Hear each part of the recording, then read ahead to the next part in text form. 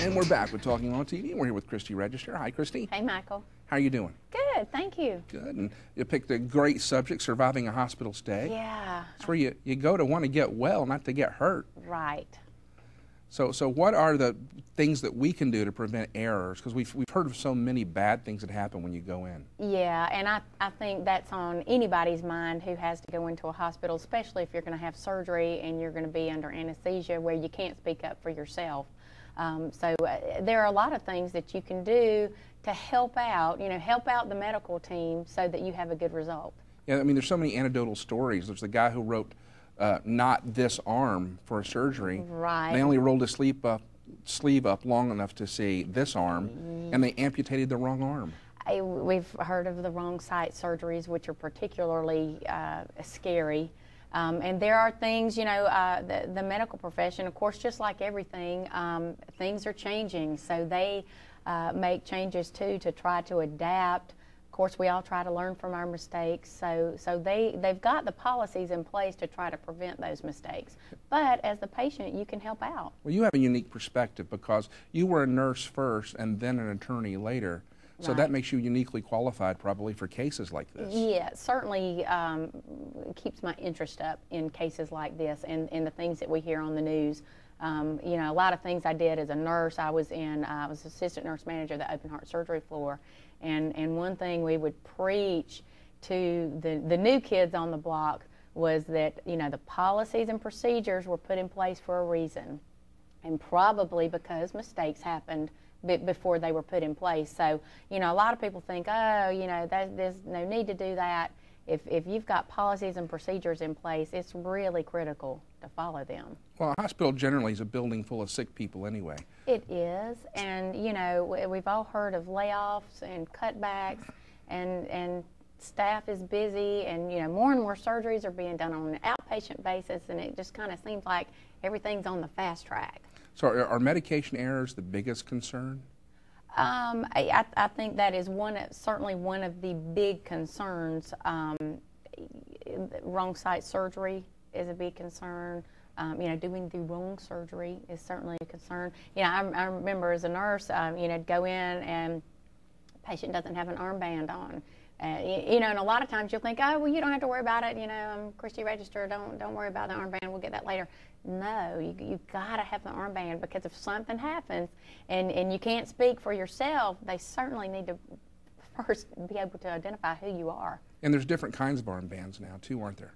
Right, yeah. They've even for the little babies have got the electronic armbands that will signal if they go out of a certain area. So armbands, that's certainly your first step to getting the right care. Is always make sure you have on an armband. Another thing to do, especially for people who take a lot of medications, is be familiar with your medication. And you want to do that anyhow. Certainly if you go, even if you're not in the hospital, but you're going to get your prescription refilled, if you get a pill that does not look like the one you've been taking for 20 years, then you need to speak up and say, hey, are you sure I got the right pill? Maybe that they've changed. Maybe you got the wrong pill. And it's okay to ask. Absolutely. In fact, I think the members of the healthcare team want you to ask. They want you to be involved. It's a lot easier taking care of a patient who is familiar with his condition and wants to be educated as to what to do and help himself get better.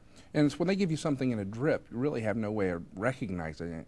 So what do you what's in there? A lot of it is pretty much blind faith, but hopefully, you can certainly ask your nurse, well, what is that? What am I getting?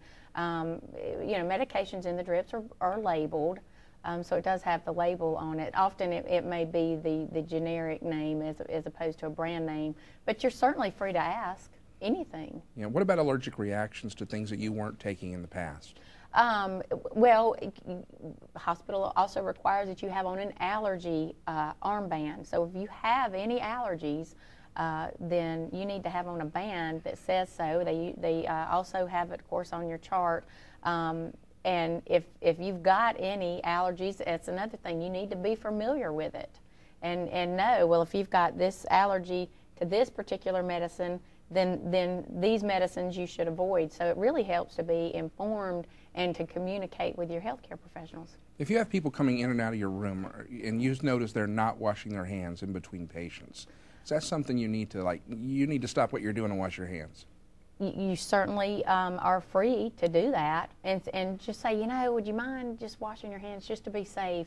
Now, a lot of times it may have been that they were washing before they left the last room, but most rooms now have their own hand sanitizer, and of course they've got the sink with the soap. Hand washing is very important.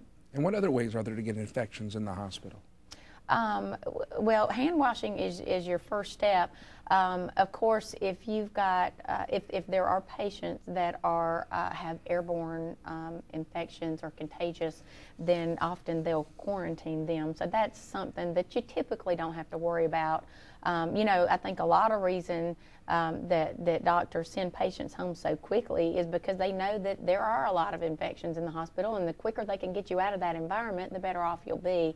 Hand washing, if you've got a visitor who's sick or has the flu, talk to them on the phone, but certainly if you're sick, don't go to a hospital to visit people. And then falls are another big problem in hospitals. Is that why they're now requiring you to take the ride to the door? They do. They usually want everybody to leave the hospital in a wheelchair. That's just protocol. There's a funny movie about that guarding test. I don't know if you've seen it, but finally they just said, get in the wheelchair. So hospitals have their protocols that nurses need to follow, the staff members, the patients need to follow as well. Falls are often a problem after surgery. A lot of people recover differently from anesthesia, may be confused, you may be taking pain medicine, especially elderly. You're in a strange environment.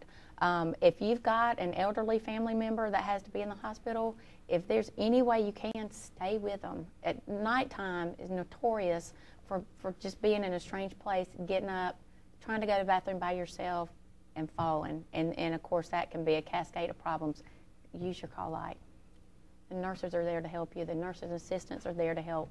So certainly, if you're in a position and you're not sure you're feeling right, call.